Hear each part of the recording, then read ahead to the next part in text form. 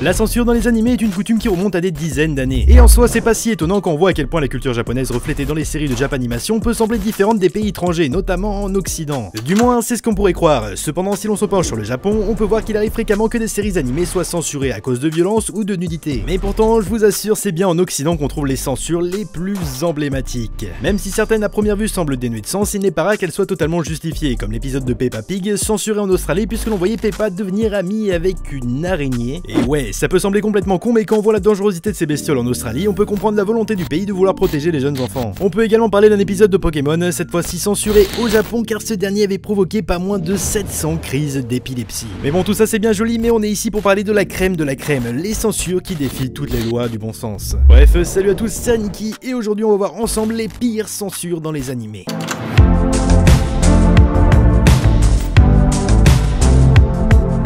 On va commencer par parler d'un monument de la censure dont vous avez sûrement déjà entendu le nom quelque part. Je veux bien évidemment parler de 4Kids. Et pour mieux comprendre la situation, je vous propose de monter dans la DeLorean et de repartir quelques années auparavant. Nous sommes donc en 2002. Le deuxième tour des élections présidentielles oppose Jacques Chirac à Jean-Marie Le Pen, Alexandre Dumas intègre le Panthéon aux côtés de grands écrivains, et notre chère équipe de France de foot quitte la Coupe du Monde dès le premier tour sans avoir inscrit le moindre but. De l'autre côté de l'Atlantique, noirs sont les pensées, comme dirait un grand philosophe de ce 21e siècle.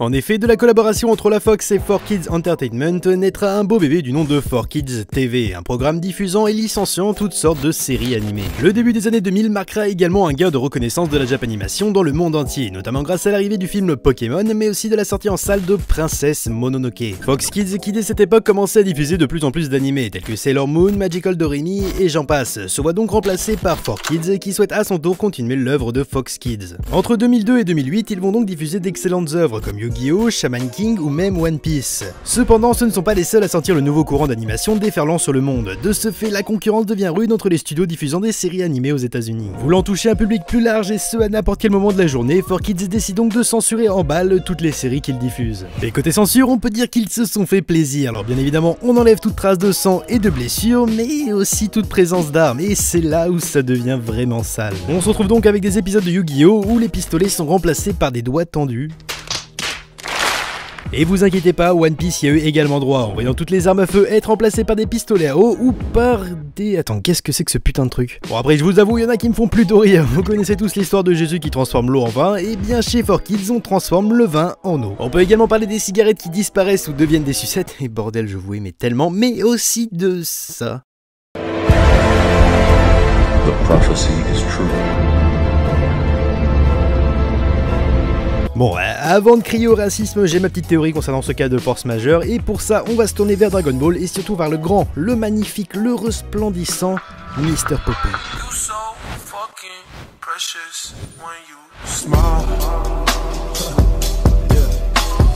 En effet, chez nos amis les Américains, Mr. Popo a eu le droit à sa petite polémique, puisqu'il était vu comme le cliché de l'homme noir. Face à ça, ils ont tout simplement décidé de le mettre en bleu. Bon après je vous connais, vous vous dites sûrement « Oh là là, mais ils sont vraiment cons ces Américains !» Mais sachez qu'on y a tous eu le droit. Que ce soit au Japon avec l'apparition des fameuses bandes noires qui peuvent dans certains cas démonter complètement le sens d'une scène, ou même la censure appliquée durant le passage de manga à animé. Et on n'est clairement pas à plaindre en France, et qu'à voir avec les couvertures de manga où disparaissent tout signe de drogue, voire même de cigarettes, comme avec le tome 1 de GTO Shonen 14 Days. Mais également les censures de doublage de l'époque du Club Dorothée, qui même 20 ans après restent toujours aussi drôles.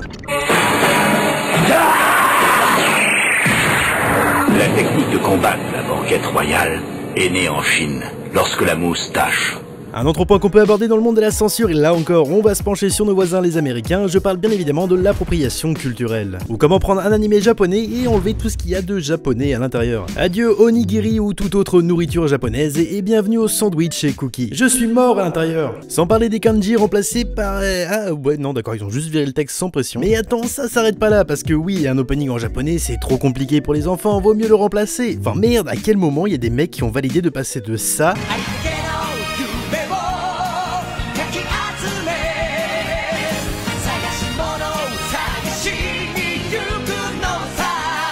ça.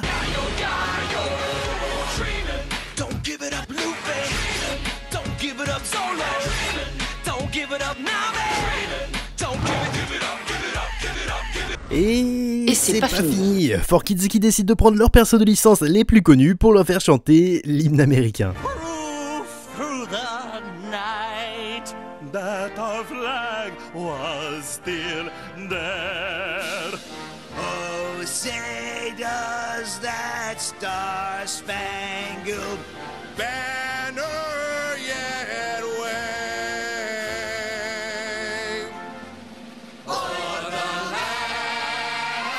We will make America great again. Bon, tout ça c'est bien drôle, mais on en arrive très vite à la limite. Ce moment précis où la censure nie à l'histoire. Que ce soit justement par le fait de masquer l'action comme on a pu le voir précédemment, ou en adoucissant des scènes. Si on prend l'exemple de Belle-Mère dans One Piece, sa mort n'est pas anodine. Elle est là pour renforcer le background de Nami et pour rendre l'œuvre plus cohérente. Alors remplacer ça par un Arlong qui la pointe du doigt et l'envoie dans un donjon, ça brise le travail scénaristique. Chaque scène, même anodine, peut avoir son importance dans la trame narrative ou dans le regard que l'on porte à un personnage. Un auteur de manga ou d'autres œuvres ne devrait pas voir son œuvre être charcutée par d'autres personnes qui ne comprennent pas tous les enjeux. Et comme l'écrivait si bien Victor Hugo, la censure a un manuscrit à sa discrétion, un manuscrit pour son bon plaisir. La censure est mon ennemi littéraire, la censure est mon ennemi politique, la censure est de droit impropre, malhonnête et déloyale. J'accuse la censure. Alors continuez de créer et d'imaginer les histoires qui vous plaisent, ne vous laissez pas stopper par la bien-pensance ou par toute autre condition. Vivez votre scénario, imprégnez-le de la moindre des pensées. Si le miroir est le reflet de l'âme, l'écrit doit en être tout autant. Dites non à la censure artistique et continuez à jamais d'interpréter la moindre de vos histoires. Même si ces dernières sont destinées à un public restreint, elles porteront une signature dont vous pourrez être fiers.